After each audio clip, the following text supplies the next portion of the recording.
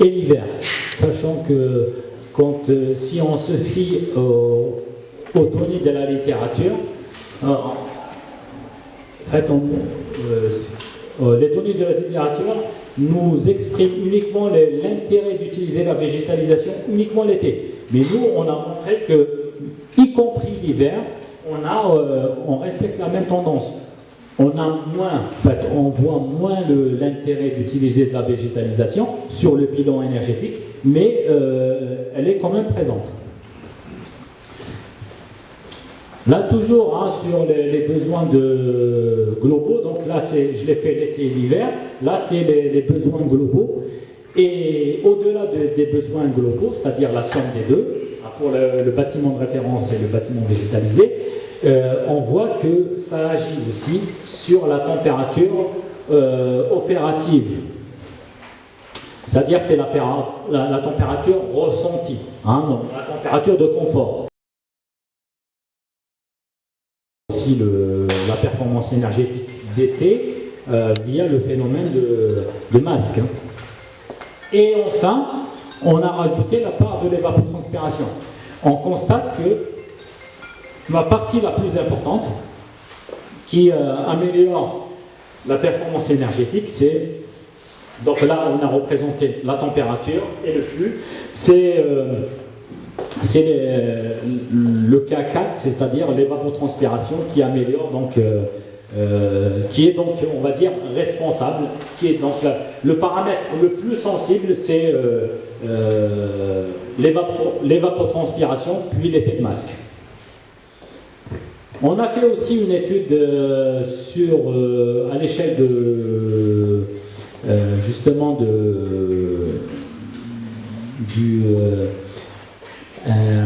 des différentes maquettes qu'on a, des maquettes indiziennes, avec donc là j'ai représenté donc la partie instrumentation de la façade végétalisée, la mesure de l'albédo. Là c'est la station météo qui est située, ça c'est la station météo qui est située donc au niveau de la toiture du bâtiment qui abrite mon département, et donc on arrive donc à mesurer donc, le phénomène d'albédo via donc l'exploitation des mesures des flux incidents et le flux réfléchi réel.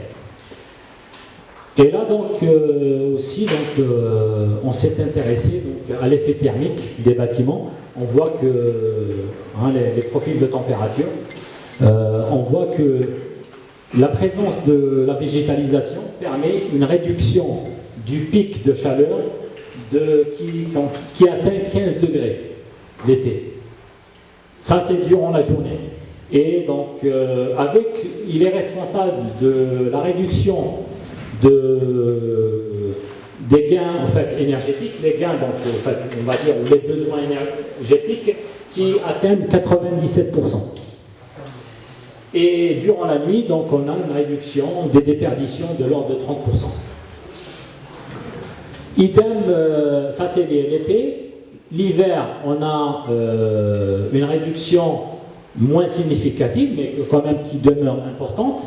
On réduit le pic de température entre 3 et 5 degrés, avec une réduction de la charge thermique de l'ordre de 40% la journée et 30%, plutôt 80% la nuit, avec une réduction toujours de 3 à 5 degrés.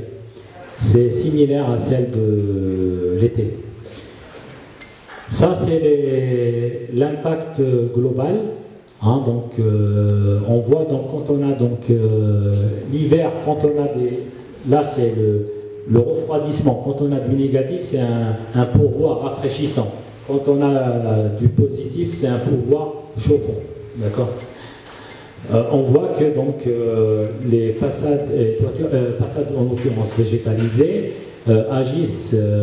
améliorent donc les conditions thermiques, que ce soit l'hiver ou l'été. Et ça, c'est pour montrer, au fait, ça c'est les mesures, vous avez les mesures, et ça, c'est ce qu'on a eu via la modélisation ou la simulation. On voit qu'on arrive à retrouver les mêmes phénomènes entre les phénomènes mesurés et les phénomènes simulés.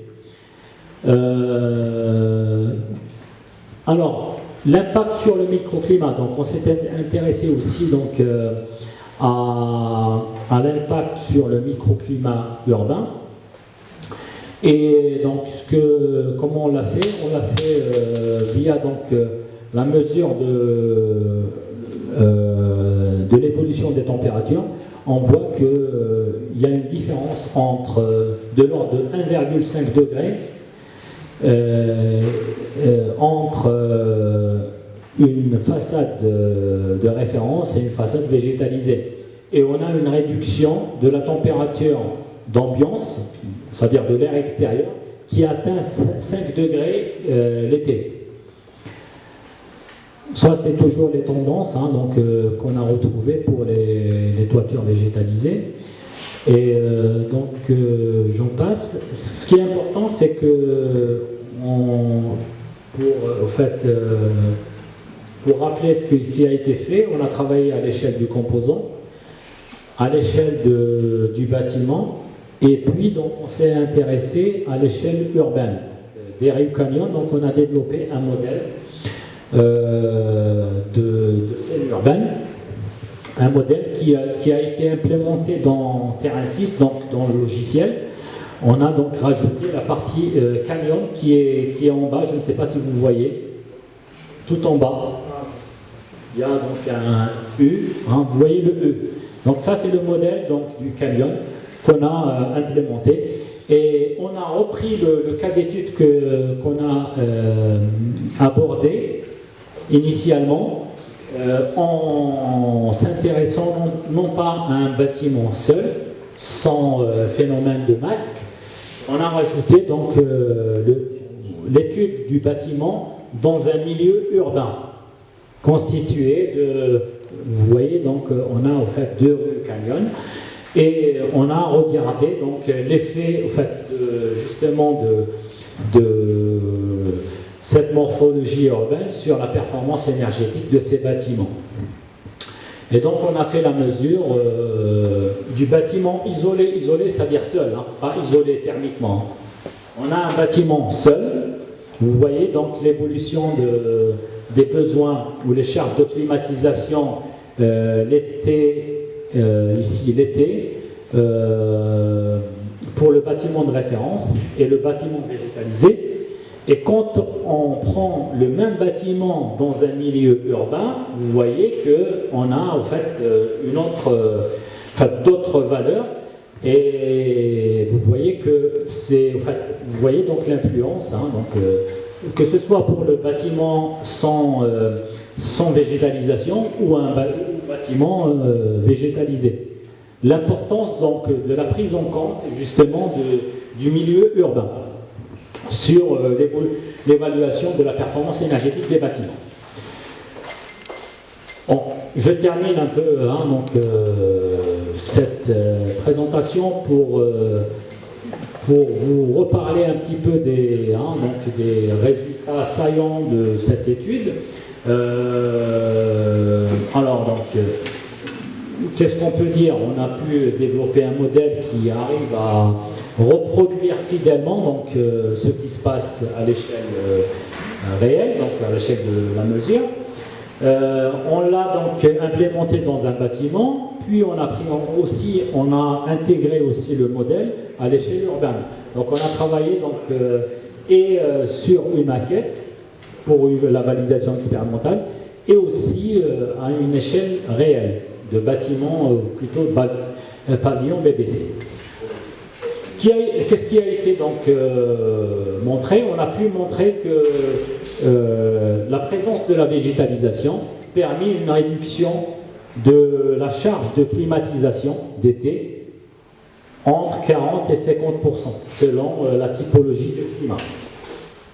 Et ça permet aussi l'amélioration du pouvoir isolant de l'ordre de 10%.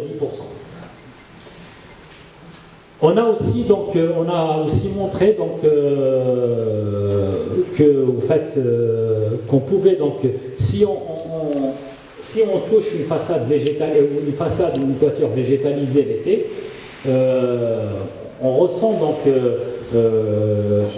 cette différence de température. Globalement, quand on a 30 degrés de température d'ambiance, hein, l'été, si on a 30 degrés, la température de l'air est de 30 degrés. Si on utilise du béton, donc la température du surface de béton est de l'ordre de 70 degrés pour un béton.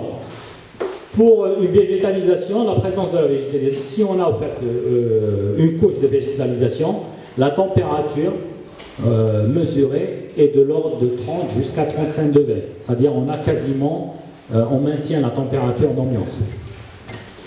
Donc je vous remercie et j'attends vos questions.